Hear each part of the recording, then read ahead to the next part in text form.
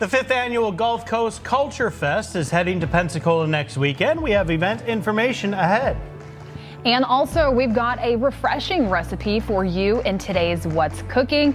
It's mango salsa. Welcome into Studio 10. I'm Jennifer Lambers. And I'm Joe Emer. I love a good mango salsa, sometimes over like a piece of fish or something. Yeah, I think that's my favorite, is something seafoody. Good stuff. Or some tacos. So stick around for that. Hey, world entertainment news. Lady Gaga is now just a Tony short of coveted EGOT status after being awarded a sports Emmy. So it was for outstanding music direction for singing Hold My Hand before the Super Bowl began. She used the moment to pay tribute to those who lost their lives in the January 1st terrorist attack in New Orleans. Gaga is now just a Tony short of the coveted EGOT status. She's won 14 Grammys over her career and an Oscar for her 2018 song, Shallow. The Tony Award is still a possibility. Fewer than 24 people have achieved EGOT status. I remember this before the Super Bowl, and I thought it was just incredible the way they paid tribute to what had happened there. And yeah, it was a really powerful performance. It really was. So congratulations to her on winning that one. Remind me, Tony, what is it? Tony is for acting, Broadway plays, theater, all that kind of stuff. Okay, so Lady Gaga, hopefully going to go to Broadway here soon just to help. I could see it. I could totally see it. Yeah, for sure. I'll have to see it. Well, country music legend Dolly Parton made an appearance on Monday at the Country Music Hall of Fame's new exhibit that honors her. Dolly Parton, Journey of a Seeker, displays her clothes, instruments, photos, and handwritten lyrics. The showcase debuted Tuesday and is open through September of 2026. Parton, a native of Locust Drive, Tennessee, thanked her fans for all of the support that she's received over her 6 decades and counting career. The 79-year-old was inducted into the Country Music Hall of Fame in 1999. Some of her biggest hits include 9 to 5, Jolene, Coats Many Colors, and I Will Always Love You. You get it, Dolly. All of it well deserved. We have so many. She's 79 years old, and I feel like out of the names that come out of our mouth during Studio 10, she's in the top 5. She is still just doing so many things. She is. I remember recently she performed with the Dallas Cowboys. She dressed as a cheerleader, which was iconic for her. I think it was the Thanksgiving Day. Right. Yep. I always appreciated her in college with my sorority. We were Pi Beta Phi, and what we were big about was literacy. And so that's also something that she's big for. She has the school in Gatlinburg, Tennessee. She also has Dolly Parton's Imagination Library, which is now valid here. So if you have a kid underneath the age of 5, look it up for some free books. And so Dolly's doing it. She's got her hand in a little bit of everything. She does. She's incredible. Good for her. All right, the teaser trailer to the long-awaited sequel to Zootopia has officially dropped nearly a decade after the original film.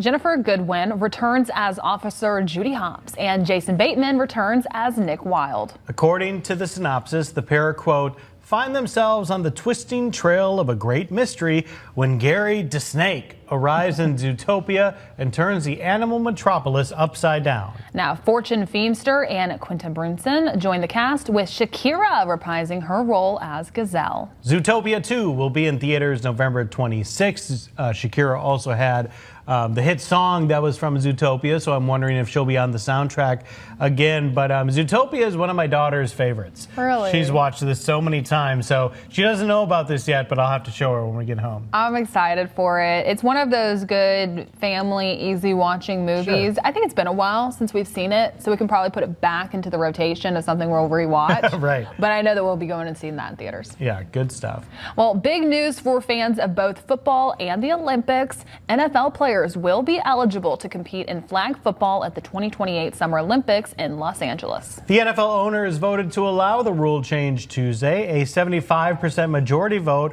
was required to pass the motion. According to the proposal, no more than 1 player from each team can participate in the event.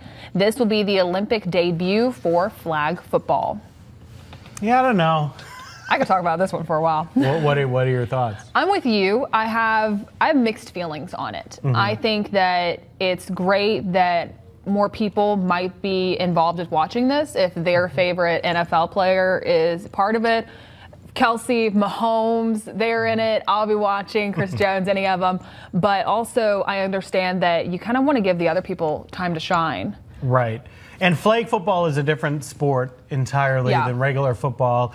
The primary factor in flag football is just elite speed. Yes. Elite speed and quickness, because you don't have the big guys blocking up front and all that sort of stuff. So it is different. It just kind of feels like a spectacle to me, as just something they're doing rather than what the Olympics is kind of known for. Yeah. Like these people who dedicate their life to like a certain craft.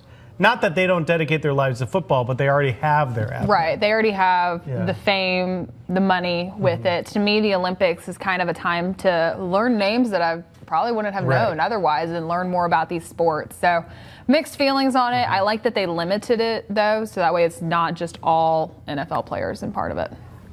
Second place, University of Minnesota flag football. Hey! 70,000 people campus. All right. There you go. Yeah. Well, I will say, going ahead and talking about your forecast right now, not really the best day for some flag football outside. Unfortunately, it is a little gray and gloomy out there. But in case you have any of those sports practices, games later on tonight, it's going to be feeling better. It's just not going to be the prettiest look. Still starting to see some of that cloud cover moving around there. All that green that you see in Mobile, Baldwin counties, that's still some of that humidity that's just picking up on radar. The majority of that rain is now offshore, has been for a while. The closest you're going to find is closer towards southern Baldwin County, still very active with some of that thunder and lightning. Look at all those lightning strikes just lighting up just south of Gulf Shores. Still some isolated showers just near Santa Rosa and Okaloosa counties, but those will continue to push out of here as we get further along into the rest of your Wednesday. So here's a look at that futurecast.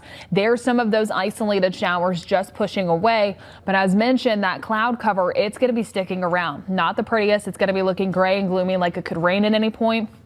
Could possibly introduce just some very isolated sprinkles later on this evening, but really won't disrupt much out there.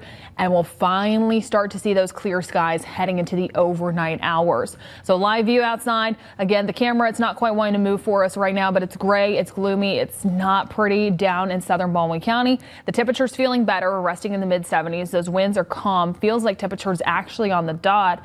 And so temperatures all across the Gulf Coast, still a little warm, closer towards the Florida Panhandle, seeing more of those lower to mid 80s, but the heat indices, it feels like temperatures a major improvement in comparison to yesterday. And those feels like temperatures much closer to the air temperature, but dew points are only going to continue to tick down heading into the rest of today with more of that dry air rushing in. I'll talk more about that coming up in just a little bit. Yeah, that's a pretty dark picture of the beach. Yeah, not the prettiest, but Getting back to football, we're talking with a local high school coach about the NFL's upcoming vote on whether to ban the tush push play. We'll hear his thoughts. Also, the Gulf Coast Culture Fest is happening soon. We're chatting with the creator of the event on what you can expect this year. That's coming up after the break. Oh, hey, I'm your celebrity spokesperson for Zine, the new way to stream local news, sports, and events from all over the country. But Zine speaks for itself. It doesn't need a celebrity spokesperson to tell you to download Zine. Saw that Chiefs play. I was just shaking my head at it. Oh. Thoughts on the tush push? I get it. As a Chiefs fan, I want to say get rid of it, but also I think it would create creativity to stop it. But also, if there's danger involved with it, especially trying to get high schoolers to do it, then I stand with my Green Bay Packers. Get it out of the game. Let's move forward. All right, we are talking with a representative from Visa next and understanding AI and how it could change the way we shop. That's after the break. And also, I'm going to be talking more about your forecast, a live view over downtown Mobile from our All-In Credit Union camera at Dolphins. Just starting to see more of that cloud cover. Still a little bit of sunshine trying to peek through. I'm going to talk more about your forecast and what I'm tracking towards the holiday weekend. That's coming up when we come back. The 5th annual Gulf Coast Culture Fest returns to Seville Quarter in downtown Pensacola next weekend. And here today with all of the details on this family-friendly event is founder and organizer Calvin Calvo Griffin. Thank you so much for being here. Thank you for having me. I'm glad to be here. And so starting off first, for anyone unfamiliar, what exactly is the Gulf Coast Culture Fest? So Gulf Coast Culture Fest is just a celebration of all of the cultures that really make up the Gulf Coast community.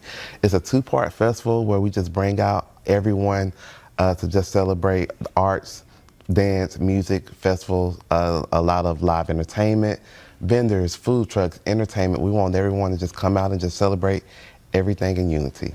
And so you mentioned that this is a two-part event. What does that look like? Is it just on one day that this is taking place? Yeah, so from 10 to 6 on the Saturday, May the 31st, we'll have a different forms of live entertainment, vendors, food trucks just throughout the day. But then that nighttime at 8 p.m., we'll have what we call the Film for the Culture Film Fest, which is a local film festival just showcasing short films from filmmakers around the Gulf Coast and surrounding areas. And this sounds so much fun. And if you haven't been to Seville Quarter yet, this is really going to be the perfect location for this to be that all-day event, that two parts that you can go to. And is this a free event for folks to come to? Yes, that's what makes it so great. It is a free event. It's open to all ages. We really want to celebrate everyone. So bring out your family, friends, and everyone, and just come out and celebrate Gulf Coast Culture Fest. And I want to talk more about the entertainment that you're going to have there. Yeah. What can folks expect when they come out? So I'm excited about the entertainment. We keep it very diverse. So we have everything from McGuire's pipe bands to DJs to rock bands. Pensacola String Academy is performing. We have Emerald Coast Okinawa dancers, Japanese dancers coming out and perform. So where you may come for one thing, you're exposed to so many different types of entertainment and cultures. This is gonna be great. Again, you're starting to see some photos from years past of what you can expect. A fun, free event, great for the family to come out and experience. And understand that you're still looking for some folks to get involved too, whether it's vendors, volunteers. What are you looking for? Yeah, so we still have a couple vendor spots open. We're always looking for volunteers, sponsors as well. So if anyone is interested in becoming involved in the festival, please go to our website at gulfcoastculturefest.com, or you can find us on Facebook and Instagram under the same name, Gulf Coast Culture Fest. We'd love to have you. It's going to be so much fun. Calvin, was there anything else that you wanted to include today to get folks to come out and enjoy Culture Fest next weekend? So it's a free event. Come on out. Bring your family, friends, your lawn chairs, your blankets. It's going to be a great day filled with fun, family, entertainment, and we'll look forward to seeing you there. And as always, we are going to have all of this information on our website, fox10tv.com, under the Studio 10 tab. But Calvin, thank you so much for being here today. Thank you for having me. Joe. Well, there is still plenty more to come on Studio 10, but first, here's Ashlyn Mitchell with a preview of what's coming up on Fox 10 Midday. Good morning, Ashlyn. Yeah, good morning to you, Jen. We're working hard behind the scenes for Fox 10 Midday. First, it's a big day for the Port City as officials break ground on the new state-of-the-art arena located in downtown Mobile. We'll take you there in a live report. And then in national news, Education Secretary Linda McMahon is testifying on Capitol Hill now about the department's budget, what she's asking for, and how it could affect local schools coming up. Finally, if you've stepped outside this morning, you've probably noticed you can breathe just a little bit easier. Jen will have a look at your forecast and your Memorial Day outlook at 11. Stay close. Fox 10 Midday is after this. I'm going to try a little bit with this spoon.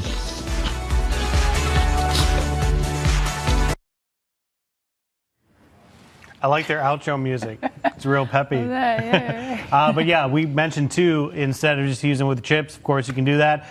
Top it with some fish. Make like a Caribbean flavored fish dish. I love it on shrimp tacos. Oh, that's a great idea. Yeah, that's my favorite. Yeah. Well, coming up, I'm going to be talking more about your forecast and what we're tracking heading into the holiday weekend. Also, now may be the time to start planning your summer vacation to the Sunshine State. We're talking with a travel expert on the best places to visit in South Florida after the break.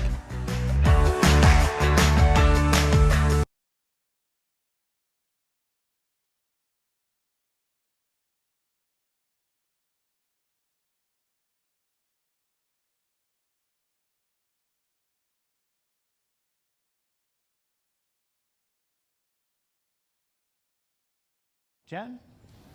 Well, what would you sacrifice to help your family and have a shot at redemption? That's the question posed by a new movie opening this weekend. David Daniel has a look. A mother and daughter did something pretty rare at the University of Minnesota on Monday. They received their master's degrees at the same time. John Lauritzen shows us how the competitive pair showed support for each other until the end. To be here today, it was something I never thought that I would be capable of being part of. Samantha Sapir always thought her parents would be there when she received her MBA degree at the U of M. Oh, we did it.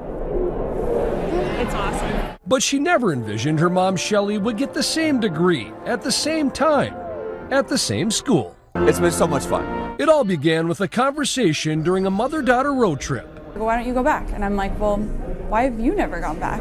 And so then it kind of had this conversation of, well, I'll go back if you go back. So they did, applying for the Carlson School's MBA program and receiving their acceptance letters around the same time. They even took classes together. We would have students that we both had classes with at different times that would get us confused because, again, obviously, our first names both start with S. We have the same last name. We do somewhat look alike. And of course, there was a friendly rivalry when it came to grades. And, there definitely were classes where we were competing against each other on grades and how did you do on this test? How did you do on the final? It was fun for Chad Sapir to watch. He's Shelley's husband and Samantha's dad. They were always competitive to see who had a better grade in the class. I was like, whatever. But on Monday morning, that friendly competition paid off. Shelley Sapir. It's hard to put into words. It's quite an accomplishment. Getting their degrees together is only part of the story. Shelley and Samantha are a mother-daughter duo far beyond the classroom. The women ran a Boston Marathon together. They crossed the finish line in Boston, and now they've crossed the finish line at the U.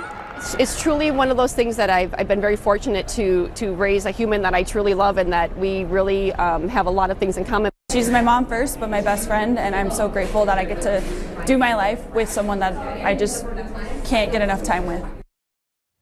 Rah, rah, rah for Sky U Ma. That's some University of Minnesota talk there.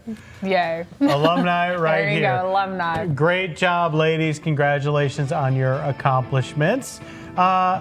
You've accomplished watching our show today, so you should give yourself a pat on the back. Congrats to you, Yeah. but there's more on the way on Fox 10 Midday. Ashley and I will be right back after this.